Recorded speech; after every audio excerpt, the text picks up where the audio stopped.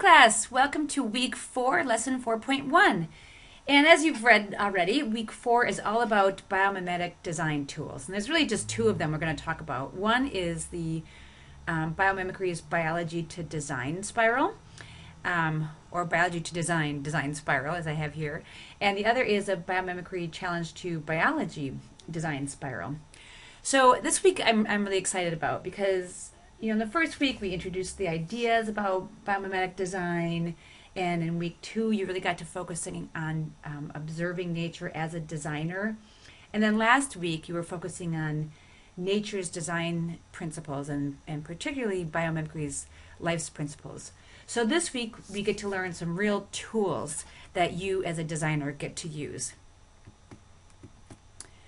If you are a designer, I think most of you are one way or another, you're almost certainly familiar with various design processes. And I'm calling these linear design processes because they are one way and linear. So whether you go through, say, interview, research, design, execute, evaluate, or examine, understand, ideate, equipment, distill, go through a series of divergent and convergent processes. And some people try to make these curvy, but they're still linear, right? So you go through these different steps. You start out with a problem, you end up with a solution, you start with an idea, and you come up with a product. So there's different steps depending on what kind of designer you are, whether you're an architect or an engineer or a graphic designer or whatever, or if you design like policies or something. There'll be some kind of a sequential design process, and we need that so that we keep on track, we cover all of our bases, and we get everything done that we need to get done.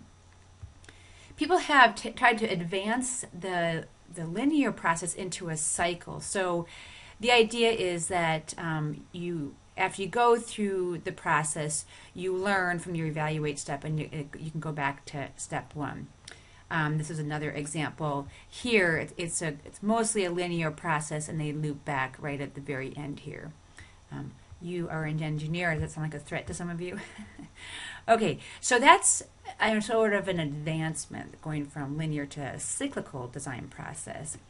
Another step forward, some might say, is going to a spiral design process. So here you can see going from a feasibility design, which itself they call a design cycle, and then the next layer is primary design, and then final design, then construction planning, then construction. So you can see the arrowhead here, they're moving in this direction, and this little downward arrow, the dots, suggests a feedback loop, which you can continually move forward, onward, and upward sort of a thing. Again, this is more of it is still a stepwise process, just allowing for a cycle within each one.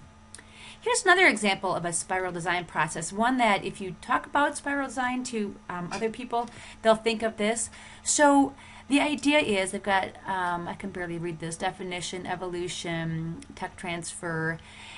The key here is that this is an inward moving spiral. So in this case, you are honing in on a specific design solution. All right, now we get to what we're going to be working with in this lesson, which is the Biology to Design, or B2D, design spirals.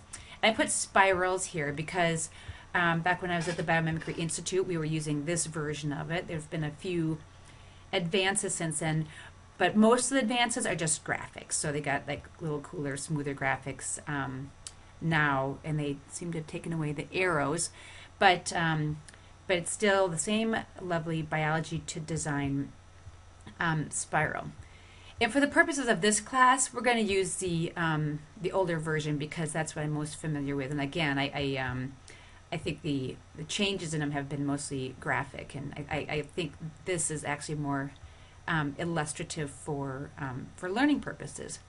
So this is the Biology to Design spiral. We'll go through the steps in our next video. What I wanted to point out is we say biology to design. What you're really doing is you're going from solution to problem. So you're looking, biology provides a solution, and you're saying, gosh, this is a great solution. What problem could I solve using it. So biology to design is more of an invention process, right? So an invention is when someone comes up with a great idea and they try and find a market for it or a problem to solve with it, as opposed to much design work. You start with a problem and you try and move towards a solution. Remember this from last time, this amazing piece of biology out there that this grass generates energy. It generates renewable energy. It itself is renewable. It's waterproof. It's colorful. It could be cut and chopped and all that stuff, and still come back and do all those design functions. So if you were examining grass in your natural spot, and you said, "Wow, I am so inspired by this biology. I want to make a design out of it." That is what we would then you'd go and use a biology to design spiral. So you're inspired by something in biology, you see a strategy in biology, you go, what could I do with that? What could I invent with that?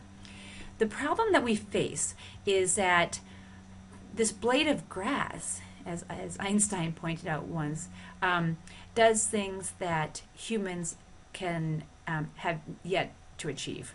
We can't really make completely renewable energy yet. We certainly can't make things perfect.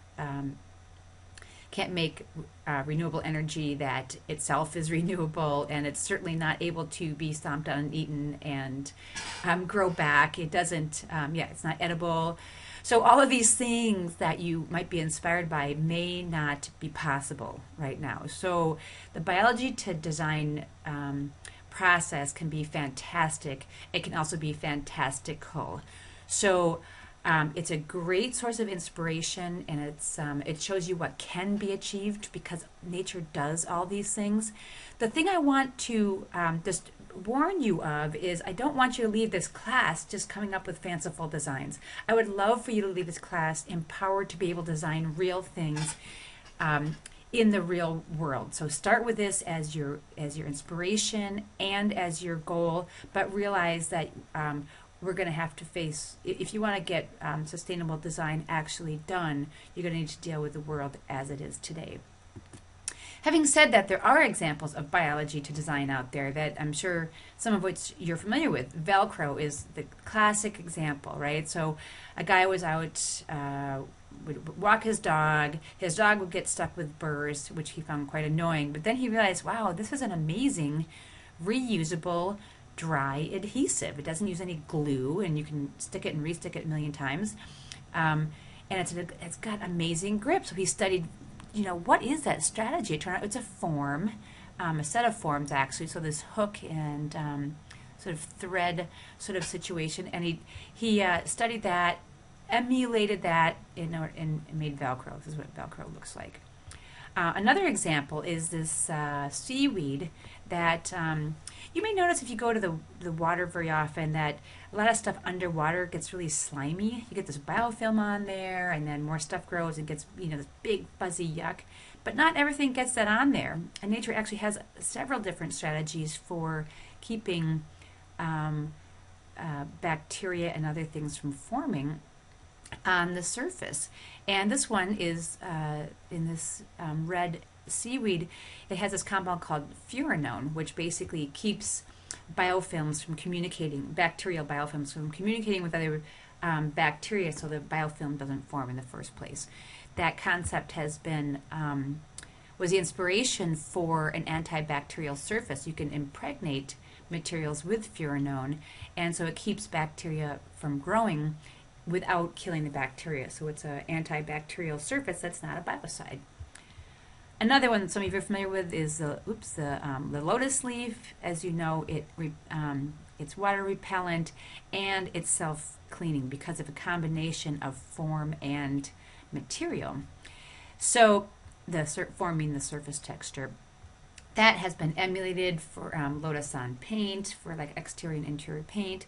It's been put on the surface of cars so that when it rains or you just hose it down, it takes the dirt off with it. So those are examples of successful biology to design.